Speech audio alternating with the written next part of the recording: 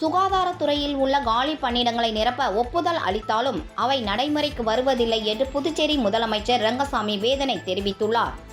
உலக சுகாதார தினத்தை முன்னிட்டு புதுச்சேரி அரசு சுகாதார மற்றும் குடும்ப நல வழித்துறை சார்பில் மாபெரும் சுகாதார திருவிழா கருவடிக்குப்பம் கிழக்கு கடற்கரை சாலையில் உள்ள காமராஜர் மணிமண்டபத்தில் தொடங்கியது.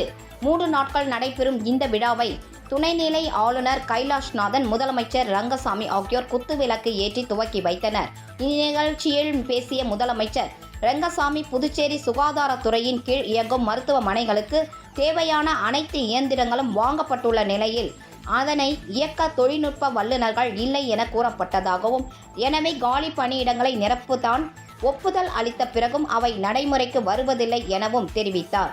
துணைநிலை ஆளுநர் முன்னிலையில் முதலமைச்சர் ரங்கசாமி இவ்வாறு பேசியது பரபரப்பை ஏற்படுத்தியது.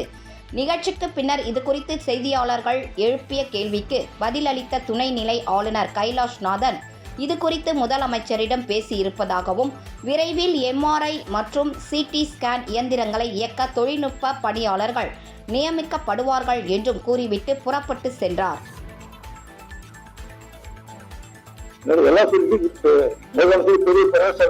நினைக்கிறார் என்னன்னா அதுக்கு தேவையான தொழில்நுட்ப வல்லுநர்கள் நியமிச்சிருக்கோமா அப்படின்னு பார்த்தா இல்ல. தேவையான மருத்துவர்கள் நிரப்பப்பட்டிருக்கிறார்களா இல்ல. ஒப்பந்த டாக்டர்கள், கான்ட்ராக்ட் டாக்டர்ஸ், ஒப்பந்த நேரில் மருத்துவர்கள். இப்ப நம்ம மருத்துவம் ஒரு பெரிய மஷின் வாங்கிட்டோம், 15 கோடி. சாஃப்ட்வேர் கேட்பான், எல்லாம் அதிகம் போட்டு சாஃப்ட்வேர் கேட்பான். அப்போ டெக்னீஷியன் வேணும். ஆனா நிர்வாகத்துல ஒரு பெரிய குறை, நான் இது வெளிப்படையாக சொல்லக்கூடிய நிலையில் தான் நான் இருக்கிறேன். நிர்வாகத்துல நமக்கு காலியாக உள்ள பணியிடங்களை விரைவாக நிரப்பப்பட வேண்டும்.